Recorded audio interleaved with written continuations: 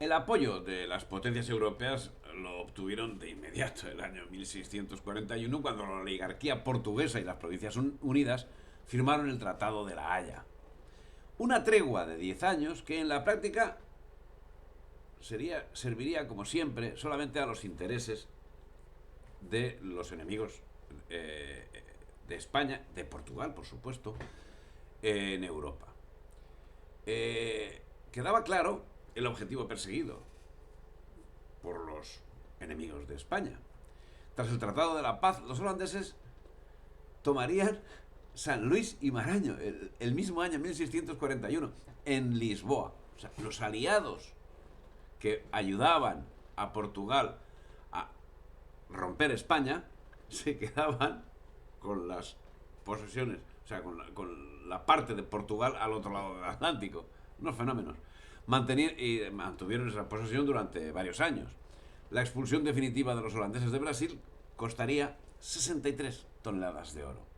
Y en fin, los holandeses, mientras estaban atacando las posesiones portuguesas en Brasil, enviaban una escuadra para defender Lisboa de la amenaza del ejército que lógicamente pues pretendía evitar la separación. Así, en el 1658 el ejército portugués llegó a poner sitio a Badajoz, centro neurálgico que posibilitaba el paso tanto para conquistar Lisboa como para conquistar Madrid.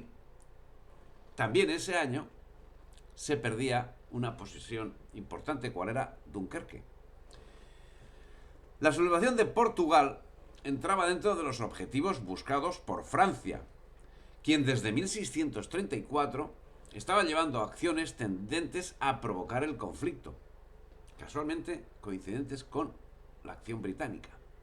De hecho, conseguida la separación, una de las primeras preocupaciones del duque de Braganza fue despachar embajadores que le consiguiesen ayuda de las cortes europeas, especialmente de Francia y de Holanda.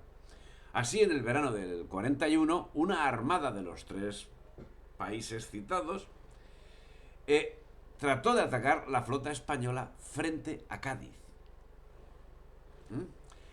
Los enemigos de España se apresuraron a prestar su ayuda al levantamiento portugués, como no podía ser menos. Francia empezó a enviarles socorros en el mismo año, 1641, mientras que en el 42 se concertaba una alianza entre Inglaterra y Portugal. Cuidado con las alianzas con Inglaterra. Luis XIV no dejaría de enviar auxilios a los separatistas, ni siquiera tras la firma del Tratado de los Pirineos. Por su parte, el monarca inglés Carlos II, que había vivido años en el exilio al amparo de la hospitalidad española, acabó concertando su matrimonio con una infanta portuguesa que aportaba una importante dote. En fin, ni a Francia ni a Inglaterra les interesaba que España permaneciese unida. Y frente a esta razón, de nada servían amistades ni parentescos, sino solo intereses, lógicamente, británicos y franceses. Puede decirse, por otra parte, que aparte la oligarquía portuguesa, pocos más apostaban por lo que acabó ocurriendo. Pocos más se encontraban interesados en que ocurriese, salvo naturalmente las potencias europeas tradicionalmente enemigas de España. Tan pocos eran los partidarios que hasta el mismo duque de Braganza, el agente británico duque de Braganza, dudaba si se mantenía distante de la corte, con la que procuraba pocas relaciones, si daba excusas inenarrables a las peticiones del conde duque, pero ante las revueltas permanecía enclaustrado en sus posesiones, y hasta cuando fue nombrado rey tomó con precaución el nombramiento y no acudió a Lisboa sino en secreto, donde se destapó cuando los sublevados habían tomado el poder real de la capital. La corte de Inglaterra también se prestó fácilmente a renovar la amistad antigua entre Portugal e Inglaterra, una amistad que, como hemos visto ya desde la Edad Media, depende de la sumisión, y como está demostrado hoy también.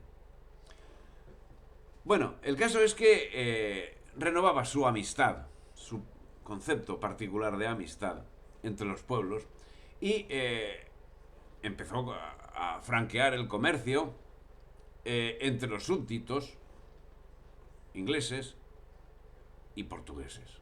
Dinamarca y Suecia, bueno, se alegraron de contar con un soberano y un reino más que estuviese supeditado a sus intereses y que combatiese a la Casa de Austria. La República Holandesa esquivó hacer un tratado de paz con el nuevo reino independiente para no verse obligada a restituirle los dominios y establecimientos portugueses de la India que había conquistado durante la unión de Portugal con toda España, y que los portugueses pretendían que se les fuese restituido en su derecho.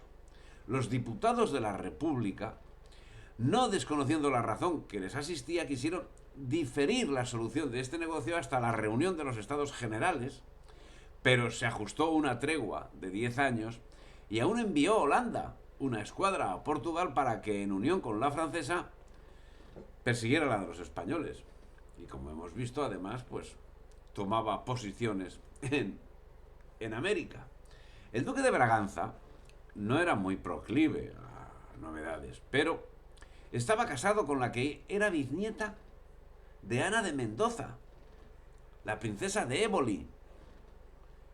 Menudo elemento, que tanto protagonismo tuvo en los tiempos de Felipe II, conspiradora nata con Antonio Pérez. El espíritu conspirador de la Éboli estaba reencarnado en Luisa de Guzmán, hermana del duque de Medinasidonia, la cual no dejó de instigar a su marido a salir de su indiferencia y a no desaprovechar la ocasión de recobrar la antigua grandeza y poderío de su casa. La ayudó, y fue el alma de la conspiración un tal Pinto Ribeiro, mayordomo de la casa, hombre muy proclive por su osadía, por su astucia y por su gran disimulo. Como el duque se hallaba retirado en su hacienda de Villaviciosa, dedicado al parecer solamente al ejercicio de la caza y a otros pasatiempos, la conjuración se hubiera llevado adelante sin que se percibiese ni sospechase la menor cosa la corte de Madrid, a no ser por la sagacidad de Vasconcelos y Suárez, que dieron conocimiento al ministro de los síntomas que estaban observando y del peligro de lo que se estaba cociendo en ese momento en Portugal.